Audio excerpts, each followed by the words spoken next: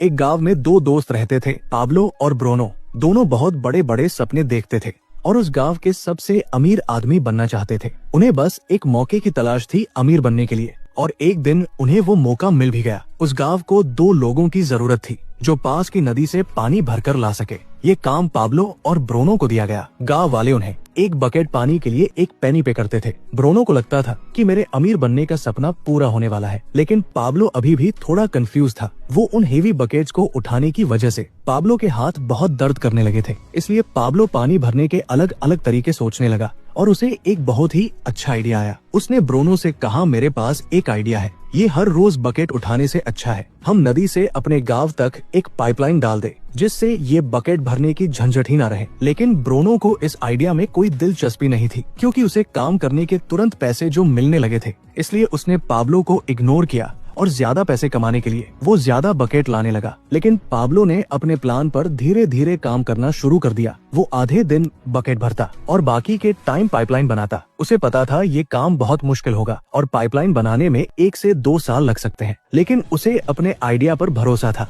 इसलिए उसने पाइपलाइन के लिए काम जारी रखा। कुछ महीने बाद ब्रूनो और गांव वालों ने उस पर हंसना शुरू कर दिया, क्योंकि 1-2 महीने में उसका कुछ खास काम नहीं हुआ था। इसलिए गांव वाले उसे पाब्लो द पाइपलाइन मैन कहकर उसका मजाक उड़ाते थे। और दूसरी तरफ बकेट भरने वाले ब्रूनो की इनकम डबल हो चुकी थी। वो एक बड़ा घर खरीद चुका था, उसकी लाइफस्टाइल बदल चुकी थी। ब्रूनो जब वीकेंड्स पर मजे करता तब भी पाब्लो पाइपलाइन के लिए खुदाई का काम करता था। और कुछ ही महीने बाद पाब्लो की आधी पाइपलाइन बन चुकी थी, जिसकी वजह से उसे पानी भरने के लिए अब आधे रास्ते तक ही आना पड़ता था। इससे उसका काफी टाइम बचने लगा और वो पाइपलाइन बनाने में ज्यादा टाइम देने लगा। इधर कुछ महीनों बाद ब्रूनो को रियलाइज हुआ कि रोजाना इतनी बकेट उठाने से उसका शरीर अब पूरी तरह से थक चुका था। अब वो पहले जितना पानी नहीं ला सकता था, जिसकी वजह से वो बहुत परेशान रहने लगा। और इस तरह महीने गुजरते गए, पर पाब्लो ने अपनी पाइपलाइन पर काम जारी रखा और देखते ही देखते कुछ ही साल में पाब्लो ने पाइपलाइन कंप्लीट कर ली। अब वो बकेट उठाने की जगह पाइपलाइन से गांव वालों को 24 घंटे 7 दिन फ्रेश पानी देता था,